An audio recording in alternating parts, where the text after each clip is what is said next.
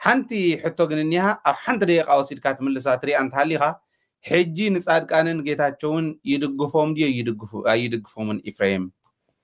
زيا ملي سوايخي يدي لهم أزي أدقاقي ما سلز مسأتي خايسي إلنا خين حلفاي حجي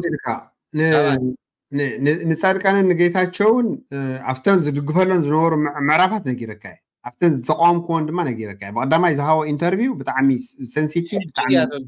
حجي نصاد كانن جيتاتشون يدقفهم دي يقاومهم أقامو حتتلنا بليس ياتو أنا نسبات هون كن زقامن زدقفن نحسابي أبزهاو زو زلو حسابات يوم حزي مس إثيوبيا وجينهم قالب قال إني ناوصينا ما كم ددويت بب غزي توصو فلطي تهزب ردويو قالب قال يصاد كان غليصوا ناي أبي أجندا لك كله طاب قالب قال غلصا ነገር አይድግፋን ተቋይመ ያ ይብለካለሁ ፕሮግራሙን ሰሪሕ ለየ ጌታቸውን ምስም አምባሳደራት ዝገበር አንተ አይስሙ ንህዝብ ትግራይ ናሕማዕ ነገር ተእቱ ነው ምዃና ገሊጸ ይብለካለሁ ከም ተጋሩ ፖለቲካዊ ውዳበ ሒዞም ኣብ ትግራይ ክምለሱ ንትግራይ ክሰርሑ ኣለዎም ኢለ ዝኣምን ሕዝውን ትግራይ ደቃ ፈሓፋ ዓቢላ ያዘና ትግራይ ኖ ክነግረካ ኮሚልና ይንኸድን ሲልካ ፀላእ እንዳገበርካ ተጋሩ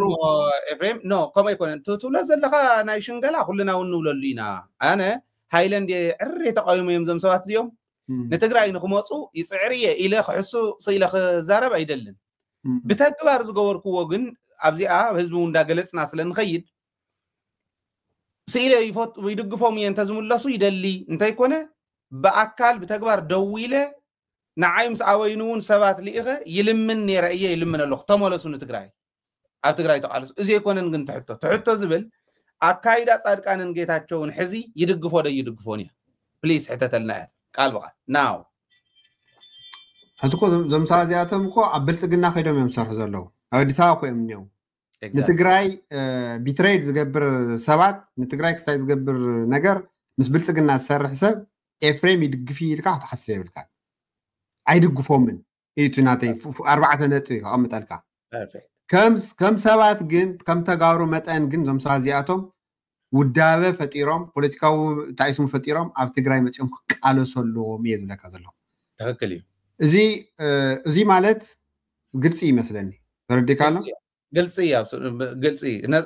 ግልፅን ነፃን ግልፅን ዝኾነት ሓሳብ ኢኻ ሂብካ ኣነ እውን ወሲደ ኣለኹ ኣይድግፎምን ሕዚ ዘለውሉ ኣይድግፎምን ምስ ብልፅግና ዝውግን ኣይድግፍን መፅኦም ንትግራይ ኣብ ትግራዮም ምስ ህዝቢ ትግራይ ክሰርሑ ንህዝቢ ትግራይ ክውግኑ ግን ድልየተ እዩ ያታ ናይ ኤፍሬም ናይ ኩልና ድልየት እዩ